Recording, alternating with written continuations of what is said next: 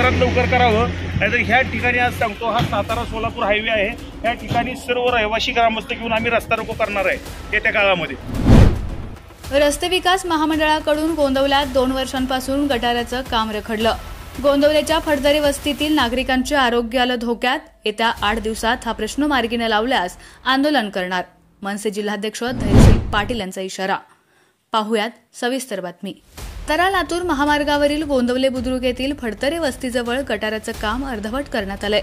गेल्या 2 वर्षांपूर्वी रस्ते विकास महामंडळाच्या ठेकेदारानं रडत-खडत या रस्त्याचं काम पूर्ण केलं, परंतु रस्त्यालगतच्या गटाराचं काम अर्धवट सोडून दिलं। त्यामुळे रस्त्याच्या बाजूला असलेल्या खड्ड्यात मोठ्या प्रमाणात गटार साठून राहत आहे। त्यामुळे परिसरात मोठ्या प्रमाणात दुर्गंधी तसेच डासांचं प्रमाण वाढलंय। सध्या पावसाचे दिवस असल्यानं रस्त्यावरील पाणी या अर्धवट गटारातून थेट लोकांच्या घरात देखील घुसत आहे। याशिवाय वस्तीवरील लहान मुले या गटारात पडून अपघात होण्याची भीती व्यक्त होते। गेल्या 2 वर्षांपासून रखडलेल्या या कामाबद्दल वारंवार सांगूनही संबंधितांकडून जाणीवपूर्वक दुर्लक्ष केलं जात आहे। मनसे जिल्हाध्यक्ष धैर्यशील पाटील यांनी आज या परिसराची पाहणी करून रहिवाशांकडून माहिती घेतली। तसंच येत्या 8 दिवसात या गटाराचं काम पूर्ण न केल्यास रस्त्यावर उतरून तीव्र आंदोलन करण्याचा इशारा धैर्यशील पाटील यांनी दिला। यावेळी शिवतेज कट्टे, रामदास कट्टे, चैतन्य अवघडे, सुयश पाटील, अनिल फडतरे, विलास फडतरे, ऋषिकेश फडतरे ग्रामस्थ उपस्थित होते।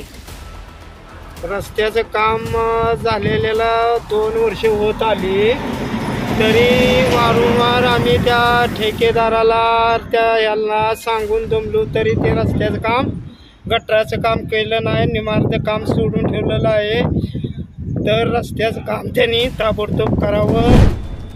आज आम्ही गोंदवले बुद्रुक येथील फडतरे वस्तीवर आलेलो आहे। तिथं आले असता संबंधित जी इथं रहिवासी आहेत त्यांनी आम्हाला बोलवलं होतं।